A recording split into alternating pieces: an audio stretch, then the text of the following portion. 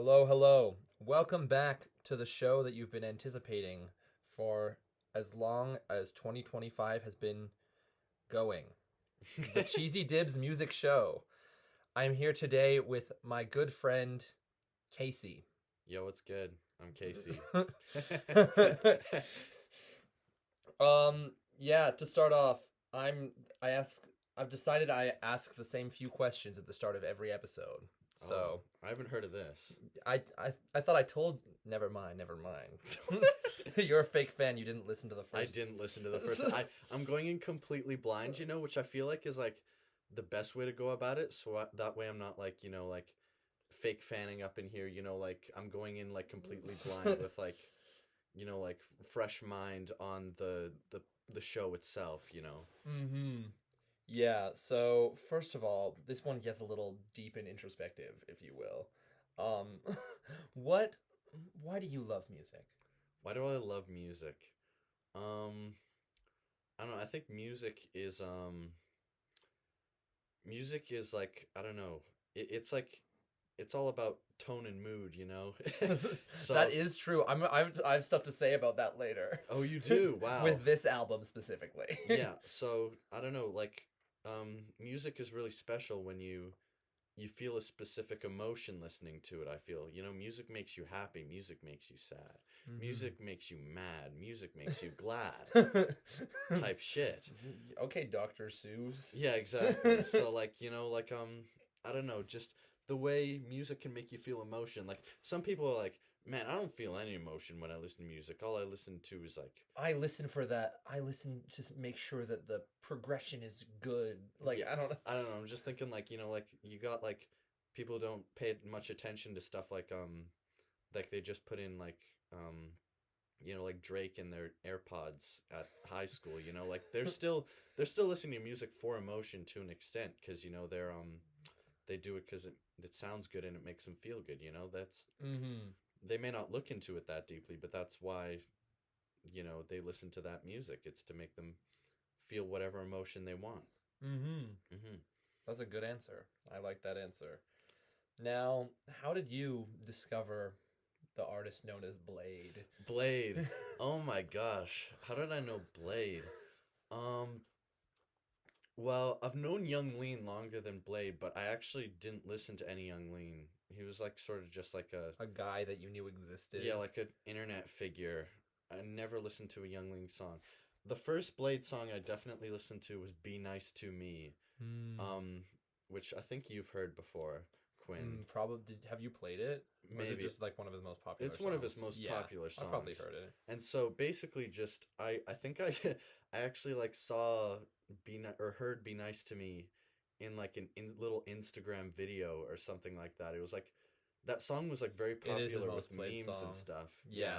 Yeah, it was very popular with like memes and stuff and like with Drain Gang being such like an internet like enigma as well. Like I heard that song and I was like, this is really catchy. But like the thing was, I totally like guilty pleasure listened to Bladee for so many years until like maybe like I started getting into like early high school. I started like listening to Bladee maybe in like ninth grade or something, and it was like kind of as a joke. it was kind of as a Yeah. joke. That's like how like every like Also, what can yeah. wait? I need to know, what is Drain Gang? Drain Gang is Blade's like little group. It's kind of like mixed in with Sad Boys, which is Young Lean's group. But it's I'm pretty sure like you got Bladee, Echo 2K, Yeah. Thai Boy Digital. They all it's all basically it's all kind of like the sphere of like Swedish rappers that all kind of join together, and it goes like I don't know. I don't the thing between like Bladee or Sad Boys and Drain Gang is that like I don't really differentiate between the two sometimes just because they collaborate so much. Yeah. Young Lean collaborates with Bladee so much. Thai Boy collaborates with Bladee and Echo 2K. They all just like it's all like this big mesh of music that they all work on together. And like I remember I think like in the Young Lean documentary they're talking about like they literally just started working together because like there was no point in like trying to have any competition because they're in fucking Sweden, right? So, like, of course like they're making cloud rap internet rap in Sweden, and it's like, well, why would we try and do two different things at this? So basically, Drain Gang is just kind of like this internet enigma, and I just started listening through like memes and all that, and it's really stupid, but like almost every person who listens to the whole Drain Gang sphere, from what I know, like kind of started listening to it as a joke or thought it was shit at first, and it grew on them. So was it shit at first, or was it always like? It was kind of shit. Or have they been like getting better over time? I think it's definitely always been experimental for sure. Mm-hmm. But I would say it's always been really good. I like a lot of early music from a lot of the artists in the whole sphere of that. But it was kind of just because like it blew up from being like a meme thing. Yeah, the thing is they use a lot of auto-tune, and they use a lot of different instrumentals, and it's all basically Young Lean started making music, like, and it was kind of like this like sort of like weird kind of take on like Western, like American rap music from like Atlanta. So so Young Lean would make music, and it like had like this, it was trying to like almost imitate like Gucci Mane and like all these like artists who made American rap music, but like in kind of like a weird strange way. Like you see like his music videos, and he's like holding up like Gatorade and Arizona iced tea and all this weird stuff, and basically just like so I forget where I was going with that, but basically just then you start listening to Young Lean, and it's like a take on that, but it starts becoming its own thing later on, and it starts becoming a little more thoughtful. And we'll get into that once we actually start getting into the album. Yeah, exactly. So should we get into the album? Right, we can get into the album. So right, should we pull up the track list, you think? Yeah, Let's I think pull up the track list. Okay, so Crest, Bladee, and Echo 2K. Bladee and Echo 2K, funny little background on them. They've known each other since like middle school. They had this like progressive like punk rock band in like elementary and junior high. Damn. I forget the name of that, but then I would never have I personally, me, like at the time I would never have had the commitment to make an actual actual band group. Yeah, you can like find footage of them performing as like freaking 8 or 9-year-olds like playing punk rock music. And are they like singing in Swedish too? Maybe, I don't know. I'd have to look into that. Yeah. But basically, Bladee and Echo 2K, frequent collaborators, and Drain Gang members collabed in 2022 on Crest, which is kind of an ethereal album. It's a little different. So like thinking of this in context with some of Blade's previous work, like Ice Dancer, I think of Ice Dancer basically as kind of like this hype beast kind of album, you know, like was that the one that had like a lot of the meme quality exactly behind that it? had Be Nice to Me on it. It has like these like, it has a lot more trap influence, and it sounds like it's all fit pick music kind of, and it's kind of great, honestly. I love that record. But basically, as Bladee has continued on in his career, he's kind of made like almost borderline spiritual music, and so this coincides actually with funnily enough, Bladee got struck by lightning. What? So why is he? That's like a superhero backstory. Like, so yeah, Bladee got struck by lightning, and he wasn't hurt. Was it like it was like after he made the album, or like was like when he was younger? What do you mean? Like when did he? At what point did he get struck? He got struck by lightning partway through his music career, and basically like after you can kind of see in his music that he's slowly become like more spiritual in his music kind of after that happened. And so he wasn't obviously permanently hurt or anything, but his music has kind of become more spiritual on with that. So going into track 1, The Flag is Raised. This is probably honestly my favorite track off the record. The off rip, the first track is honestly my favorite. I do really like that, because obviously like the first like the first 4 tracks are like the ones I've heard the most because of like starting the album when I'm doing something, and then like yeah. So Flag is Raised, basically, I really love the instrumental on that. It's super great, and also we can start to get a little taste for the spirituality in the lyrics, because they keep on repeating "Head of the Fountain," which, you know, if you think about it that biblically, Mary was told that she would birth the Son of God at the fountain, you know, so that's where it has this spiritual influence in the record already off the start. And then moving on to Star Crest. Star Crest, it's like 6 songs in one. It's basically 6 songs. You know, you have like that little wispy intro, and then like suddenly, you get that sudden drop. It's like, it's so sudden, and it feels to me like I would check and like think like I must be on song 4, and it's still Star Crest. I was like, oh wait, it gets me every time I listen to the album. And then so that drop happens. It's this huge booming, not booming instrumental, but it's like very sudden. It reminds me of like, you know, like you're listening to Runaway by Kanye, you know. It goes and then it just suddenly hits you with that drum, and you're like, oh, okay, we're into things. And then also more spiritual stuff in there, because Bladee starts singing Gloria and Excelsis Deo. Which kind of speaks for itself, honestly. And then we got White Meadow. White Meadow, also really great track. Love that song. I think that's my favorite off the record, I think. Really? What stuck to you about that song specifically? I think it was like the instrumental and the instrumentation stuff. I don't know. Here's my story with, or I have a story that accompanies my experience with this album specifically. I was so my bus route on Saturdays, it's different from, this is a bit of a sidetrack, but I feel like it's like it kind of perfectly exemplifies the vibe of this album that like resonated with me.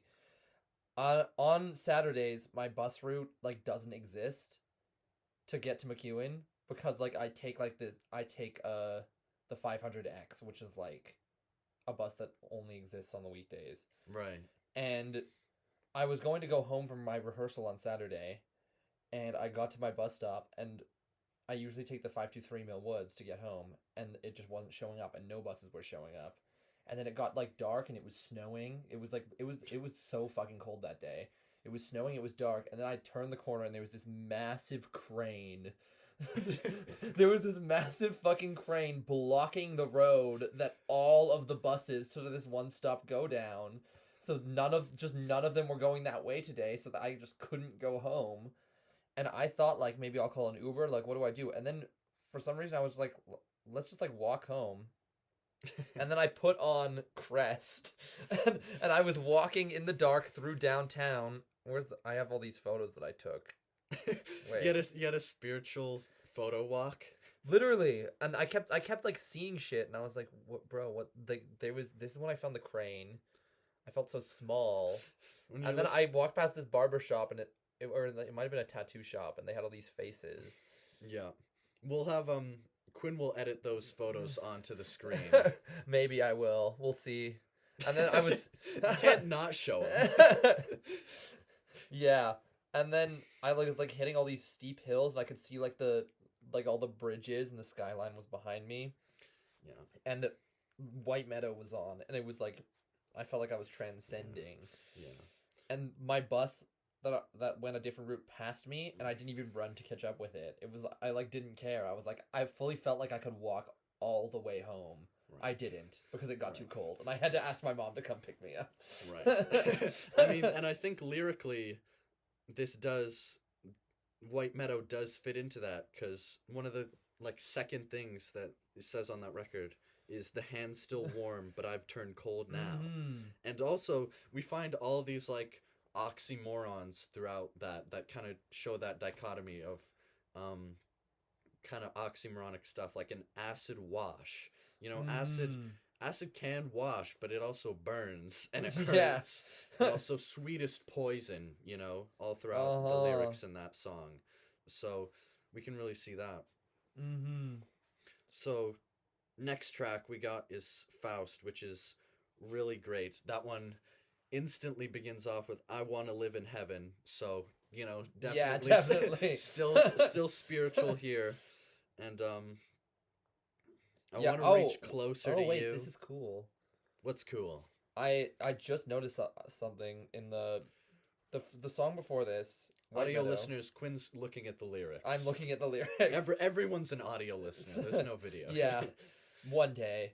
The White Meadow, it says, "A flower sprouts, tries to reach heaven," and then next song, Faust says, "Flowers sprout, bloom, die, and rot."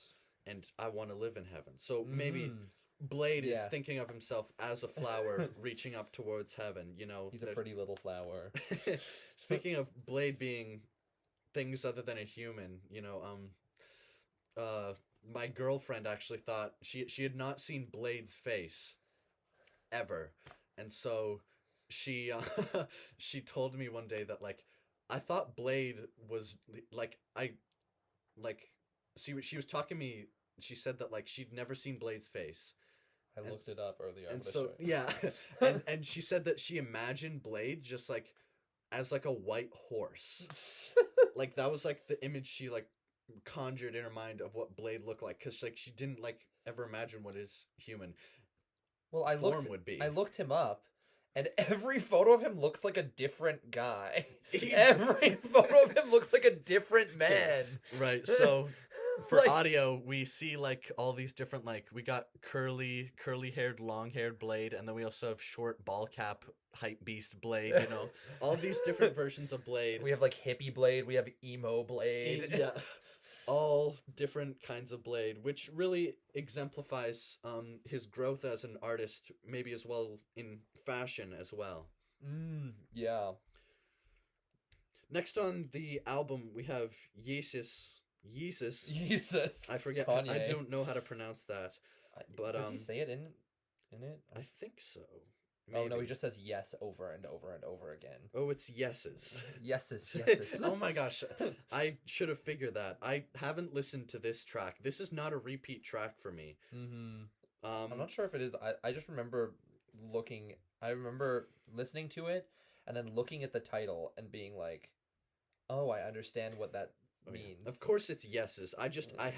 I have not listened to yeses in a while, which maybe shows that it's not one of the stronger tracks. But honestly, I can't knock it because I feel like honestly this record is pretty consistent, and also only 30 minutes long. So I feel like there's not a lot of lows to reach for. It was very easy as opposed to episode 1. It was like maybe like 4 hours of listening with all of the stuff that Jordan gave me. This was like a very breeze through. I got through it like basically right after you told me. Right.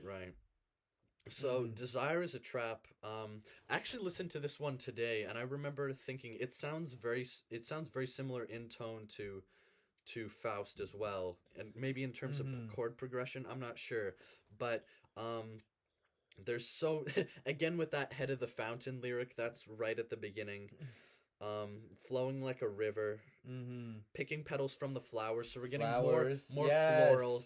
So we're getting so much themes, especially if you look at the cover art of the album here.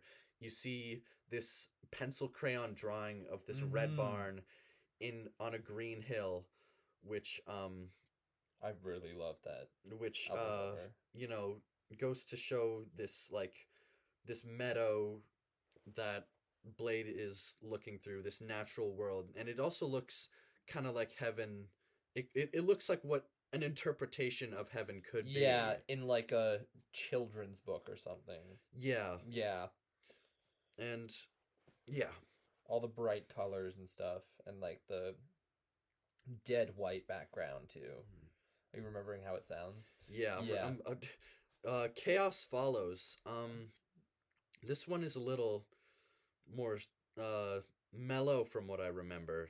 If I'm remembering that. This is one of the few titles that have made me immediately remember the chorus. Good. I'm trying to remember here. There's like a track or so on here, this record. I forget, but definitely I think there was like Blade and Echo 2K's friend died or something, and this is like one of these like tracks or something along the lines is like a memorial to that friend. So I think maybe this could be that track. I'm not sure. I feel bad because I'm on this music show and I feel like I maybe couldn't have done a little more prep, but at the same time, the Jordan episode, we barely did any prep. Like half the episode wasn't even about the album. Regardless, the basically just giving this album a listen for yourself, you'll be able to find that track where it's a little more solemn and about a friend who died, I believe. I'd have to look into that again. Girls Want to Have Fun right after that. This is not actually a cover of the Cyndi Lauper song. I saw that and I was like, what? Blade cover? No, this one... Yeah. This one... Flowers Bloom. Flowers Bloom, again, right away in the lyric. When the best part of this song, absolutely, is after the repetition of someone, and then you hear Echo 2K go, "Let me go, you can't hold on to Oh, ghosts, yes. for I need to self-unfold so close." That one is great. I put that part of the song on my story, I think. Wait. I remember I like watched your Instagram story, and I remember like seeing like it was like, did you just pick like a random part in the album, like, or on the song? Like I was like this is not like the peak part, but honestly I can't knock you down for that. You know, you like what you like, but I'm like Quinn, we need to drain pill Quinn in order to get him picking out the good tracks, picking out the good parts of the songs. You know, I think Quinn definitely needs to give Ice Dancer a listen right after this. I gotta. Because Dancer is... Did I make this up? Ice Dancer is this kind of trap hype beast, still ethereal precursor to Crest. Oh my god. Sorry. Quinn is looking through his Instagram right now. I'm trying to find proof that I put Girls Just Want to Have Fun on my story. It's a good Instagram story. Oh, it was this. It was the right part. Just get... I'm not... You don't have to read that out loud. Silly. That's my close friends on my second account. The most exclusive of all exclusives. Right. Yeah. And then to close out the album, Heaven Sings, which is a pretty great track as well. Mm-hmm. You know, it's like, it ends with the words sacrificial, you know, which, that's very religious inherently. Very religious, and also it may be questioning what it takes to get into heaven as well. Mm-hmm. Bethlehem. Yeah. Yeah. Exactly. Mm-hmm. So, overall, great track list, half an hour long album, and just, I'm really glad I listened to this one. I'm also glad that we did this lyric breakdown, because it really helped me understand the arc of the album. I suppose there's not much lyrics to go off for Nujabes, considering he's producer, exactly. Right? Yeah. I didn't watch the episode, but I saw the title for sure, and I'm a big Nujabes fan. Oh yeah. Nujabes was also very good. I also didn't take notes for that one. Me and Jordan just kind of yapped, but this was very quite educational for me. Right, of course. So, asking you, what did you think of that as your first Blade track, and also an Echo 2K track? I know I've been talking about Blade a lot because that's who I'm more familiar with, but Echo 2K also having put out that E record or that ELP, and also, you know, having made so much music with Blade, but also as a solo artist in their own right. What do you think of this as having listened to your first record from both of these artists? Well, oh my goodness. Okay, so first off, honestly, like going in, I didn't really expect to be. I really didn't think it would be my thing. Like just because I felt like I've heard that it's like like experimental and out there. Right. Well, also like there's that There's still the memes, obviously. there's the memes about like Quinn's doing a music show. Oh, let's get him on Blade. Like of course, just get him Drainpilled because like episode 2 already on Yeah. Blade. Yeah, but I enjoyed like right when I started the album, I was like, I really do mess with this quite a bit because like also I said this in the very first episode that I so rarely have ever listened to full albums on their own with just that and like in order. Like that was like once I started listening to music, that wasn't something I did. I would just like have like the auto playlist that Spotify made for me and then discover artists that way. Letting the DJ X pick stuff for you. DJ X Elon. Welcome back to your DJ X. Yeah, but did you see that they brought TikTok back already? By the way, Oh my gosh. it was gone for like 4 hours. This is off topic. It was gone for 4 hours or something, and then it immediately was brought back, and there was this message that was like, "Thank you so much to President Trump for fighting for this app." Well, I can say I do watch a lot of Blade edits and Blade stuff on TikTok, which well, a lot of American listeners to Blade, so I will keep getting fed good content for Blade because of this TikTok resurgence.